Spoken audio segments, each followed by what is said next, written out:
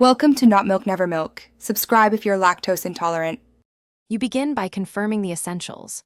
A phone with NFC and blank N-tag 213/215/216 tags. Open your chosen NFC app and grant required permissions. Once done, create the record type you want, URL, plain text, vCard, or an automation payload, and enter the exact data. Small typos break links.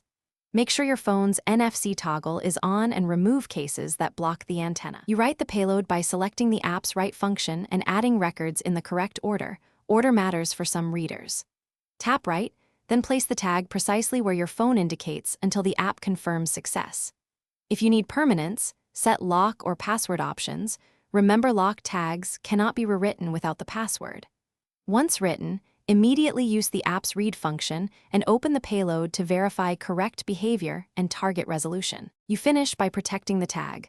Laminate, use a sticker cover, or place inside a case to prevent scratches and moisture damage. If you want the data permanent, lock the tag now, but only after saving a backup because lock tags are final. Make sure the tag's N-tag size matched your payload. If problems occur, reposition the phone antenna, test another tag type, clear the app cache, and retry writing. If still failing, reboot the phone and try again.